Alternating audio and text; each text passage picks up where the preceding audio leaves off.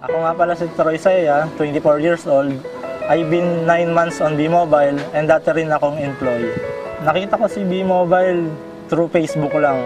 Siyempre, hanap-hanap sa Facebook. Then nakita ko mayroong pinost sa akin si Cherilyn yung nag-invite sa akin. Sabi ko, ano to?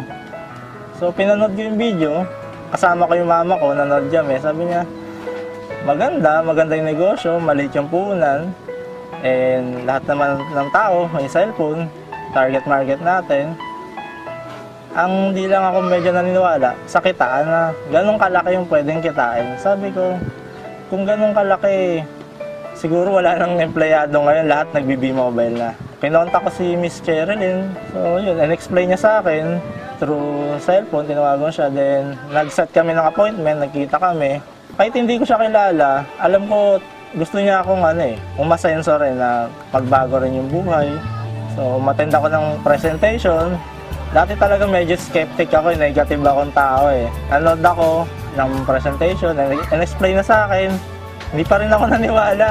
Sabi ko, imposible talaga eh. Then, nag-research ako, syempre, kung legal ba talaga. So, nakita ko legal naman, kompleto naman sa papeles. Then, kinontak ko si Miss Cherilyn. Nagkita kami sa galleria, sa main office. So, I decided na try natin, walang masama. Yung 4,000, kung naloko ko, hindi kumita, okay lang, at least I try. Eh, paano kung nagkatotoo? Lahat naman ng bagay, hindi mo sigurado na papasukin mo, yayaman eh. Diba? Lahat ng negosyo, kahit magnegosyo ka, yayaman ba agad, hindi rin. Lahat naman tayo sumusubok lang. Yung pagsali ko, syempre excited ako mag-invite. Yun pala yung mali. Dapat pala pagsali mo, aaralin mo muna.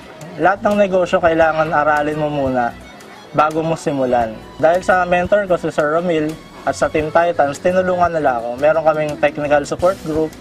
Lahat ng tanong ko, and meron din ng B-Mobile na customer service 24 hours nasasagot. So doon ako natuto. Tapos after malaman ko yung negosyo, doon ko na sinimulan. Nung wala pang B-Mobile, sweldo ko minimum. Then may mga katrabaho rin akong may mga pamilya na, sabi ko, kung sa akin nga yung sweldo parang kulang pa eh. What if pag may pamilya na rin ako tulad nila? So laging yung plan B nila is 5-6. Sabi ko, hindi pwede maging yun ang plan B mo. Dapat mayroon kang plan B na negosyo. So yung first check ko, yung nakita ko, sabi ko, totoo pala. Nakakala ko kasi sinabi ng ibang tao, Troy, baka magtatrabaho ka lang dyan, hindi ka nila babayaran, ang daming kailangan gawin bago mo makuha yung kita mo. Hindi, madali lang pala, and totoong nagbabayad sila.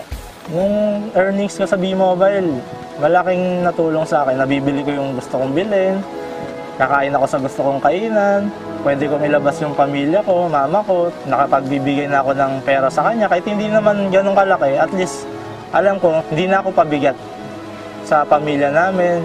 Yung kapatid ko, kung kailangan niya, nag-aaral pa rin siya ngayon, kung kailangan niya sa thesis niya, napagbigay na rin ako. So, malaking tulong si B-Mobile. Ang pinaka nagustuhan ko sa Team Titans is yung Hypren video kasi pagsali ko, hindi ko pa talaga alam explain. So, salamat sa Hypren video na gawa ni Sir Romil Asnar. Ang laking tulong na yun na yung nag-explain ng negosyo. And dahil na rin sa Team Titans, hindi naging ganun kahirap dahil meron tayong Facebook group, technical support group, meron tayong mga technical trainings, technical documents, lahat kompleto. Hindi reason ang pagiging nasa abroad para mahirap gawin ang negosyo. Sumali kayo sa taong alam nyo makakatulong sa inyo, sa grupong makakatulong sa inyo. So, umpisa medyo mahirap talaga. Pero dahil sa grupo namin, sa Team Titans, yung grupo na ng Team Titans yung mag-aangat sa iyo eh. Tutulungan ka talaga na 100% support. Lalo na sa mga mentor mo, magtitiwala ka lang sa kanila, hindi ka nila ipapahamak. Dito hindi naman to kung sino nauna, sino nahuli. Hindi naman kailangan mabilis ka or mabagal. Ang importante, nagtutuloy-tuloy ka. Hindi ka kahit anong discouragement, hindi ka basta-basta mag-quit. At importante that may tiwala ka sa sarili mo. At hindi rin ito ibibigay ni God sa'yo nang walang dahilan.